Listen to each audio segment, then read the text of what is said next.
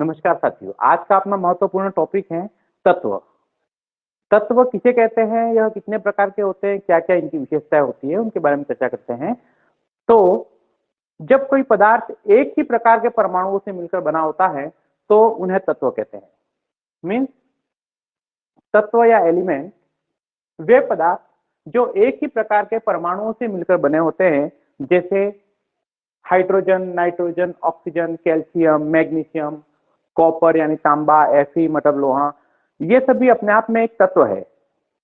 अब ये तत्व अपनी विशेषताओं के आधार पर कई प्रकार के होते हैं, लेकिन उसको मुख्य रूप से दो भागों में बांटा गया है, एक तो धातु और दूसरा अधातु, मेटल और नॉन मेटल।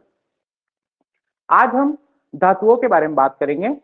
तो धातु किसे कहते हैं, उनकी क्या क्या विशेषताएं हैं और कौन कौन से हैं जो कि धातुओं की श्रेणी में आते हैं और उससे संबंधित कौन कौन से प्रश्न एग्जाम में आ सकते हैं। तो समझे,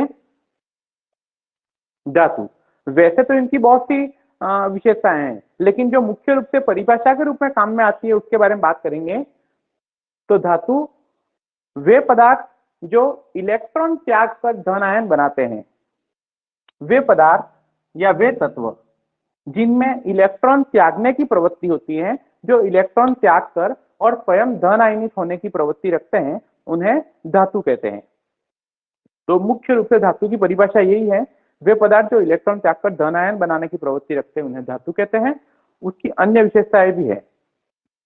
दूसरा, धातु सभी प्रकार के धातु विद्युत और ऊष्मा के सुचालक होते हैं, मतलब अच्छे चालक होते हैं। सर्वाधिक जो सुचालकता पाई जाती है वो चांदी में पाई जाती है। चांदी मतलब अर्जेंटाइन, Ag से दर्शाते हैं। इससे कम सुचालकता तांबा मतलब कॉपर में पाई जाती है और उससे कम सुचालकता Al मतलब एल्यूमिनियम में पाई जाती है। तो धातु विद्युत और ऊष्मा दोनों के सुचालक होते हैं। अगला, धातुओं में तन्यता पाई जाती है। तन्यता का मतलब होता है खींचना, इलास्टिसिटी। तो धातुओं को खींचकर लंबे लंबे तार बनाए जा सकते हैं। धातुओं के इस गुण को तन्यता कहते हैं। इसी गुण के आधार पर धातुओं को पतले पतले लंबे लंबे तारों में बांटा जा सकता है। इसको ऐसे समझें, सर्वाधिक तन्यता सोने में पाई जाती है।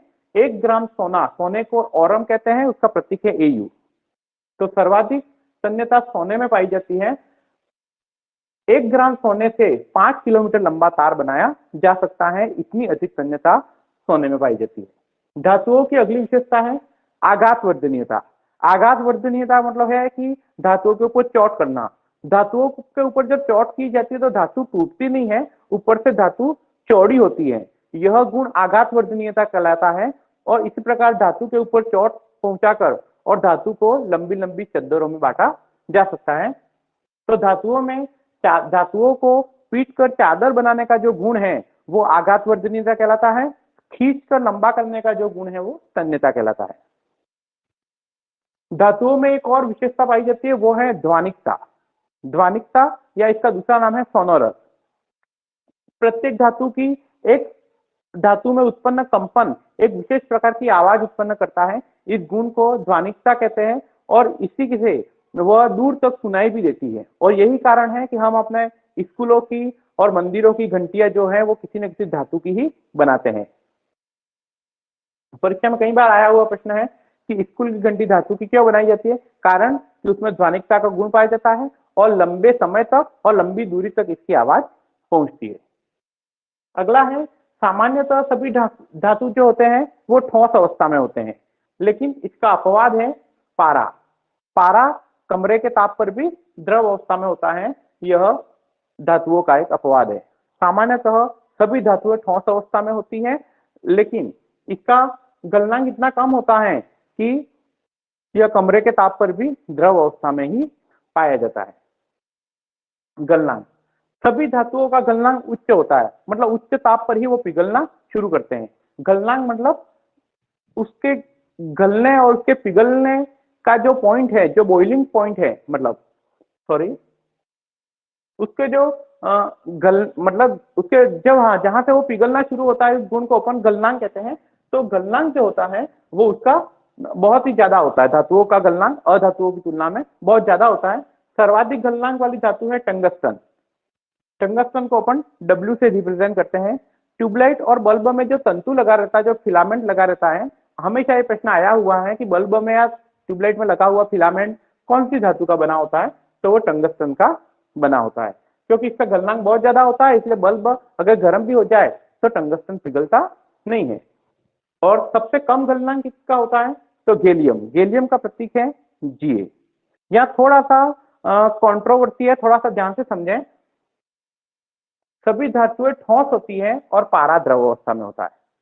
पारा द्रव अवस्था में होता है। अगर पारा ठोस अवस्था में होता तो सबसे कम गलनांक किसका होता, पारे का होता। लेकिन अब क्योंकि वो द्रव है तो द्रव और ज्यादा पिघलेगा थोड़ी ना, वो तो गैस अवस्था में बदलेगा। मतलब उसका पारे के लिए अपन क्वथनांक शब्द यूज करेंगे क्योंकि अब वो उबलेगा। लेकिन जो ठोस अवस्था में है, जो धातुएं, यहाँ पर कंसेप्ट क्लियर करना, जो धातुएं ठोस अवस्था में है उनमें सर्वाधिक गलनांक टंगस्टन का है और सबसे कम गलनांक गैलियम का है। गैलियम का गलनांक लगभग 29 और 30 के बीच में पाया जाता है, 29.7 इस टाइप का। यानी कि हमारे शरीर का तापमान लगभग 36-37 डिग्री है। यानी हमने गैलियम को अपनी हथेली पर लिया तो हथेली पर लेते ही वो पिघल जाएगा, उतना कम गलनांक है। जबकि सामान्यतः धातुओं का गलनांक बहुत ही ज्यादा उच्च होता है। धातुओं में धात्विक चमक पाई जाती है, उसी चमक के आधार पर हम पहचानते हैं कि सोना इस कलर का है, चांदी इस कलर का है, लोहा इस कलर का है, इस टाइप का। सामान्यतः सभी धातुएं कठोर होती है, उसको आसानी से तोड़ा नहीं जा सकता। लेकिन हमारे पास दो धातुएं हैं, सोडियम और पोटेशियम। Na का मतलब सोडियम, K का मतलब पोटेशियम। ये दो धातुएं ऐसी हैं, वो इतनी नर्म होती है कि इसको चाकू से भी काटा जा सकता है। तो ये धातुओं की महत्वपूर्ण भौतिक गुण है, उनकी विशेषताएं हैं, इनके बारे में प्रश्न एग्जाम में आ ही जाते हैं। स्पेशल उनके गुणों के बारे में कम, और उनके जो अपवाद हैं उन अपवाद के बारे में या उनके उदाहरणों के बारे में सबसे ज्यादा प्रश्न आते हैं। इसके अलावा बात करते हैं कुछ और धातुएं हैं जिनको अलग अलग नामों से जानते हैं, उनके उपयोग सबसे ज्यादा महत्वपूर्ण है।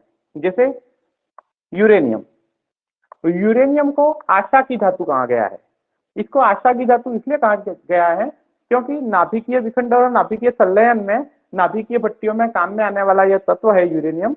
और भविष्य में उसको ईंधन के रूप में बहुत ज्यादा मात्रा में यूज किया जा सकता है, इसलिए यूरेनियम को आशा की धातु भी कहा गया है। अगली बात करते हैं लिथियम।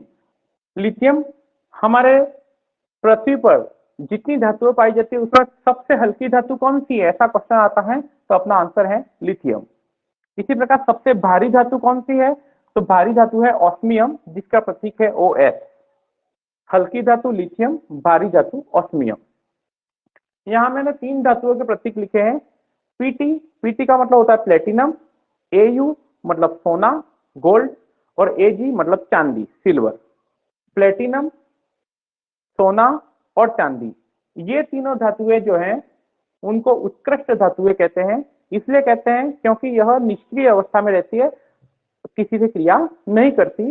वे धातुएं जिन्हें जो किसी से मुख्य रूप से क्रिया नहीं करती उनको उत्कृष्ट धातुएं कहते हैं। याद रखना, उत्कृष्ट गैसें अलग है और उत्कृष्ट धातुएं अलग है। मैंने जब परमाणु की विशेषता बताई थी उसमें मैंने उत्कृष्ट गैसों के बारे में चर्चा की थी। Helium, argon, krypton, neon, xenon, ये वायुमंडल में पाई जाने वाली ऐसी गैसें हैं जो परमाणु अवस्था में रहती है, किसी से क्रिया नहीं करती, तो वो उत्कृष्ट गैसें हैं। और यहाँ मैं बात कर रहा हूँ उत्कृष्ट धातुओं की, ये भी सामान्यतः किसी से क्रिया नहीं करती। इसलिए प्रकृति में स्पेशली प्लेटिनम किसी से क्रिया नहीं करती, प्रकृति में हमेशा शुद्ध अवस्था में और मुक्त अवस्था में ही मिलती है। और सोना और चांदी बहुत ही कम मात्रा में उच्च ताप और दाब पर ही क्रिया करती है। तो इन धातुओं को उत्कृष्ट धातुएं कहते हैं। और पुराने जमाने में उनसे सिक्के बनाए जाते थे, वर्तमान में भी बनाए जाते हैं, इसलिए इन धातुओं को सिक्का धातु भी कहते हैं। ये धातुएं महंगी भी ज्यादा होती है। कारण यह है कि इन पे जंग नहीं लगता, इसलिए उनको सालों साल 100 सालों तक भी इन पर कोई विशेष प्रभाव नहीं पड़ता। धातुएं हैं वैसी वैसी रहती, किसी से क्रिया नहीं करती इसलिए। अगला है सीसा। सीसा का दूसरा नाम है लेड और उसका प्रतीक है Pb। यह धातु इसलिए इंपॉर्टेंट है क्योंकि आवर्त सारणी में जितने भी 112 तत्व हैं उनमें सर्वाधिक समस्थानिक वाली जो धातु है वो है सीसा। इनमें समस्थानिक बहुत ज्यादा मात्रा में पाए जाते हैं। Hg मतलब हाइड्रेजियम, उसको कहते हैं पारा। इसका उपयोग मुख्य रूप से सभी प्रकार के तापमापी बनाने में किया जाता है। लोहा, Fe मतलब फेरस, फेरस को अपन कहते हैं लोहा।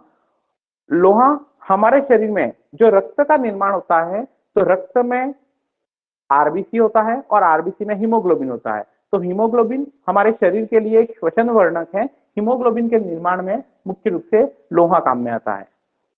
इसी प्रकार हमारे शरीर में जिस प्रकार हीमोग्लोबिन होता है, वैसे ही पेड़ पौधों के शरीर में जो पर्णहरित होता है, तो पर्णहरित के निर्माण में एक और धातु काम में आता है, वो है मैग्नीशियम। Mg का मतलब मैग्नीशियम। इसका उपयोग पर्णहरित के निर्माण में किया जाता है। तो ये वीडियो आपको कैसा लगा जरूर कमेंट करके बताएं और वीडियो को अधिक से अधिक वायरल करें। धन्यवाद।